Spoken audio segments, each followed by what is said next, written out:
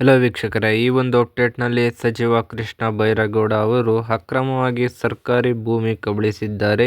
ದಾಖಲೆಗಳನ್ನು ತಿದ್ದುಪಡಿ ಮಾಡಲಾಗಿದೆ. ದಾಖಲೆಗಳು ತಾಳೆಯಾಗುತ್ತಿಲ್ಲ. ಸರ್ಕಾರ ಕೂಡಲೇ ತನಿಖೆಗೆ ಆದೇಶಿಸಬೇಕು ಎಂದು ಪ್ರತಿಪಕ್ಷ ನಾಯಕರಾದ ಆರ್ ಅಶೋಕ್ ಅವರು ಸದನದಲ್ಲಿ ಚರ್ಚಿಸಿದ್ದಾರೆ. ನೋಡಿ, ಕೃಷ್ಣ ವಿರುದ್ಧ ಭೂ ಕಬಳಿಕೆ ಆರೋಪ ನನಗೂ ಗೊತ್ತಿರಲಿಲ್ಲ. ನಾನು ಬೆಳಗ್ಗೆ ಎದ್ದು ಪ್ರಜಾವಾಣಿ ನೋಡಿದಾಗ ಫ್ರಂಟ್ ಪೇಜಲ್ಲಿ ಬಂದ್ಬಿಟ್ಟಿತ್ತು.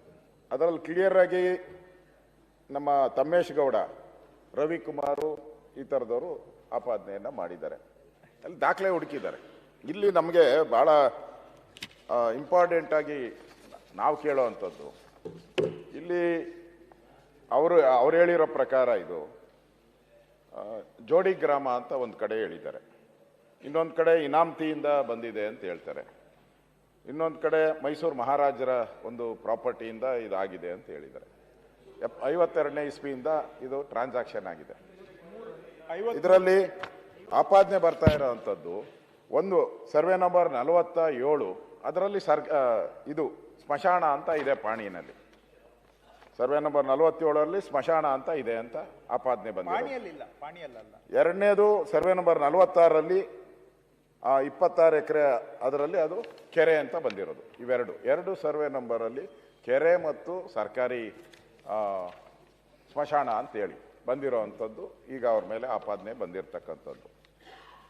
ಯಾವಾಗ ರೆಗ್ಯುಲರ್ ಪಾಣಿ, ಕೈಯಲ್ಲಿ ಬರೆಯೋ ಪಾಣಿ ಇತ್ತಲ್ಲ, ಆವಾಗ ಇಲ್ಲಿ ತಿದ್ದುಪಡಿಯಾಗಿದೆ. ಕಂಪ್ಯೂಟರೈಸ್ ಪಾಣಿ ಆಗೋ ಸಂದರ್ಭದಲ್ಲಿ ಇದನ್ನು ರೆಗ್ಯುಲರೈಸ್ ಮಾಡ್ಕೊಂಡಿದ್ದಾರೆ.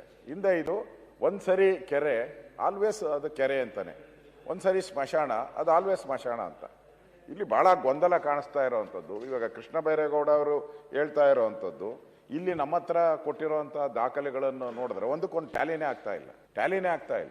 ಅದಕ್ಕೆ ಮೂಲತಃ ಏನಿದು, ಮೂಲತಃ ಇದು ಕೆರೆನ ಸ್ಮಶಾನನ ಬದಲಾವಣೆ ಆಗಿದ್ರೆ ಹಾಗೆ ಬದಲಾವಣೆ. ಮತ್ತು ಕೃಷ್ಣ ಅವರು ಹೇಳಿದ್ದಾರೆ ನಾನು ಚರ್ಚೆಗೆ ಸಿದ್ಧ ಅಂತ.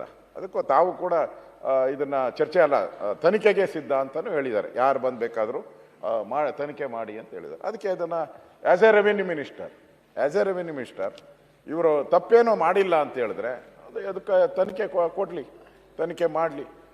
ಈಗ ಒಬ್ಬ ಜವಾಬ್ದಾರಿ ಇರುವಂಥ ಸಚಿವರವರು, ಅದರಿಂದ ಒಂದು ಸಣ್ಣ ತನಿಖೆ ಮಾಡಿ ಕ್ಲೀನ್ ಆಗೋಗ್ತೈತೆ, ಕ್ಲೀನ್ ಚಿಟ್ ಬರುತ್ತೆ.